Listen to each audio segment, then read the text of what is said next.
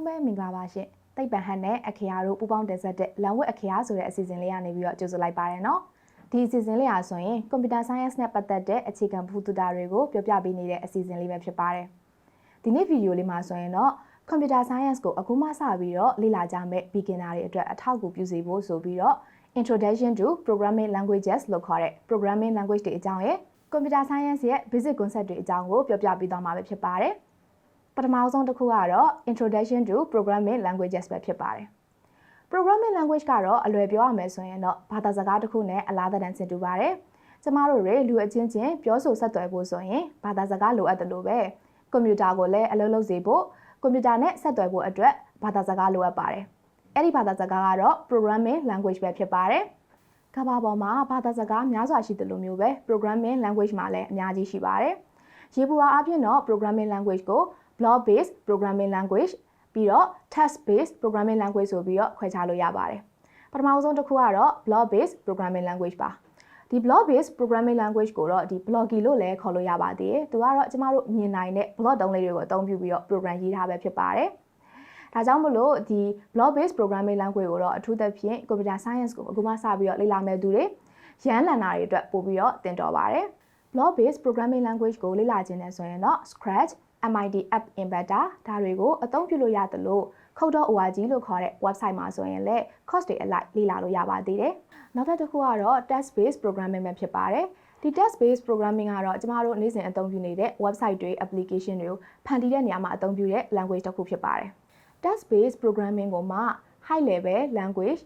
mid level language, low level language ဆိုပြီးတော့ထပ်ပြီးတော့ခွဲလို့ရပါသေးတယ်။ high level language ကတော့ကျမတို့လူတွေနားလည်အောင်ဖတ်နိုင်အောင်ရေးထားတဲ့ language တစ်ခုပဲဖြစ်ပါတယ်။ high level language ရဆိုရင်တော့အနည်းဆုံးပြောရရင်အင်္ဂလိပ်ဘာသာစကားနဲ့အလားတန်တူပါတယ်။ပြီးတော့သူ့ကို interpreter ကနေပြီးတော့အလိုအလျောက်ဒီကွန်ပျူတာဘာသာစကားဒီကွန်ပျူတာနားလည်နိုင်အောင်ဒီ01 code တွေအနေနဲ့ပြန်ပြီးတော့ပြောင်းပေးနိုင်ပါသေးတယ်။ high level language ကဥပမာအနေနဲ့ပေးရမယ်ဆိုရင်တော့ဒီ Java, JavaScript, Python, C++ စတာတွေကဆိုရင်တော့ high level language တွေဖြစ်ပါတယ်။ Computer Science ကိုအခုမှစပြီးတော့လေ့လာမဲ့သူတွေအတွက်ဆိုရင်တော့ Python ကအသင့်တော်ဆုံးလို့ပြောလို့ရပါတယ်။နောက်တစ်ခုကတော့ low level language ဖြစ်ပါတယ်။ low level language ဆိုတာကတော့ဒီ computer ဘာသာစကား computer ပဲနားလည်နိုင်အောင်ဒီ01တွေကိုအသုံးပြုပြီးတော့ရေးထားတာဖြစ်ပါတယ်။ဒီ low level language ကိုတနည်းအားဖြင့်တော့ machine code လို့ခေါ်ပြီးတော့ assembly language တွေနဲ့အသုံးပြုပြီးတော့ရေးလေးရှိပါတယ်။နောက်ဆုံးတစ်ခုကတော့ mid level language ပဲဖြစ်ပါတယ်ဒီ language မှာဆိုရင် high level ရ feature ရော low level ရ feature ရောနှစ်မျိုးလုံးပါဝင်နေတာပဲဖြစ်ပါတယ် programming language ဆိုတာကတော့ဒီ computer ကိုအလုပ်တစ်ခုလုပ်ဆောင်စေဖို့အတွက်လိုအပ်တဲ့ tool တစ်ခုသာဖြစ်ပါတယ်ဒါကြောင့်မို့လို့ကျမတို့ကသင့်တော်တဲ့ language တွေကိုအသုံးပြုလို့ရပါတယ်အဓိကအရေးကြီးတာကတော့ computer science ရဲ့ principle တွေကိုသိထားဖို့ပါပဲဒါကြောင့်မို့လို့ဆက်လက်ပြီးတော့ computer science ရဲ့ basic concept တွေအကြောင်းကိုပြောပြပေးသွားမှာဖြစ်ပါတယ်အခုဒုတိယခေါင်းစဉ်ကတော့ basic concept of computer science ပဲဖြစ်ပါတယ်ဒီမှာဆိုရင်ပထမဆုံးအနေနဲ့ sequence အကြောင်းလေးကိုပြောပြပေးသွားမှာဖြစ်ပါတယ်ပထမဆုံးအနေနဲ့ကွန်ပျူတာကိုအလုပ်လုပ်စေဖို့ဆိုရင် instruction တွေပေးဖို့လိုပါတယ်အဲ့တော့မှသာ program ကနေပြီးတော့ဒီပေးထားတဲ့ instruction အတိုင်းတစ်ဆင့်ပြီးတစ်ဆင့်အလုပ်လုပ်မှာဖြစ်ပါတယ်ဒီလိုမျိုးတစ်ဆင့်ပြီးတစ်ဆင့်အလုပ်လုပ်တာကိုတော့ sequence အတိုင်းအလုပ်လုပ်တယ်လို့ခေါ်ပါတယ်ဒါကြောင့်မလို့ program တွေရေးတဲ့အခါမှာဆိုရင် sequence အတိုင်းဖြစ်ဖို့ကလိုအပ်ပါတယ်ဒုတိယတစ်ခုကတော့ algorithm ပဲဖြစ်ပါတယ်ဒီ algorithm ဆိုတာကတော့ကွန်ပျူတာကိုအလုပ်တစ်ခုပြီးမြောက်စေဖို့အတွက်လိုအပ်တဲ့ instruction အစုအဝေးပဲဖြစ်ပါတယ် program ကိုရေးတဲ့အခါမှာ sequence အတိုင်းဖြစ်ဖို့လိုတယ်လို့မျိုးပဲ algorithm တွေကလည်းအစဉ်လိုက်တိုင်းဖြစ်ဖို့လိုအပ်ပါတယ်တကယ်လို့အစဉ်လိုက်တိုင်းမဖြစ်ဘူးဆိုရင်တော့ကိုရေးထားတဲ့ program က error တက်နိုင်ပါတယ်တတိယတစ်ခုကတော့ debugging ဖြစ်ပါတယ်ကျမတို့တွေစာရေးတဲ့နေရာမှာဆိုရင်လည်းအမှားပါနိုင်သလိုကုတ်တွေရေးတဲ့နေရာမှာဆိုရင်လည်းအမှားပါနိုင်ပါတယ်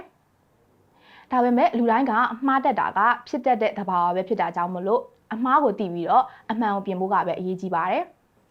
တကယ်လို့ကိုရေးတဲ့ကုတ်ကအမှားသွားမယ်ဆိုရင် program က error တက်ပြီးတော့ဆက်ပြီးတော့မ run တော့တာမျိုးဖြစ်နိုင်ပါတယ်အဲ့ဒီခါကျရင် error ကိုတွေ့အောင်ရှာပြီးတော့အမှားကိုပြင်ပေးရမှာပါဒီလိုမျိုးအမှားကိုပြန်ပြီးတော့ပြင်တဲ့လုပ်ဆောင်ချက်တွေကိုတော့ debugging လို့ခေါ်ပါတယ်နောက်တစ်ခုကတော့ loop ဖြစ်ပါတယ် loop ဆိုတာကတော့အထက်ကတက်လဲလဲဖြစ်နေတဲ့ကိစ္စတွေအကြောင်းအရာတွေကို program မှာထပ်ပြီးတော့ရေးချင်တဲ့အခါမှာ code အသစ်ထပ်မရေးတော့ဘဲနဲ့ loop ကိုသုံးတာဖြစ်ပါတယ်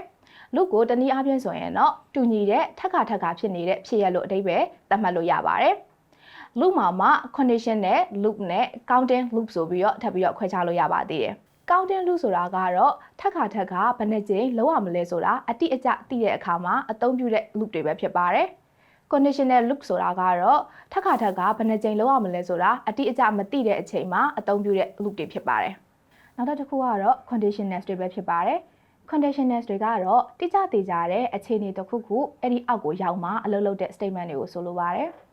နောက်ပြီးတော့ဒီ program ကသူ့ဘာသာသူအခြေအနေပေါ်မူတည်ပြီးတော့အလုပ်လုပ်စီခြင်းတဲ့အခါမျိုးမှာဆိုရင်လည်း conditionals ဒါမှမဟုတ် conditional statement တွေကိုအသုံးပြုပါတယ်နောက်တစ်ခုကတော့ function ပဲဖြစ်ပါတယ်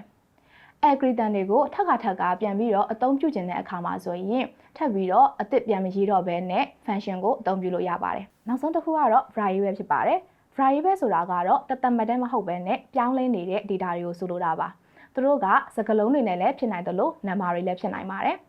ဥပမာအနေနဲ့ဆိုရင် user တယောက်က login ဝင်မယ်ဆိုရင် user name ရယ် password ရယ်လိုအပ်ပါတယ်ဒါဆိုရင်တော့ variable ပဲဖြစ်ပါတယ်ဒါဆိုရင် computer science နဲ့ပတ်သက်တဲ့ basic concept တွေကိုလည်းနားလည်သွားမယ်လို့မျှော်လင့်ပါတယ်ဒီနေ့ဗီဒီယိုမှာဆိုရင်တော့ introduction to programming language ရဲ့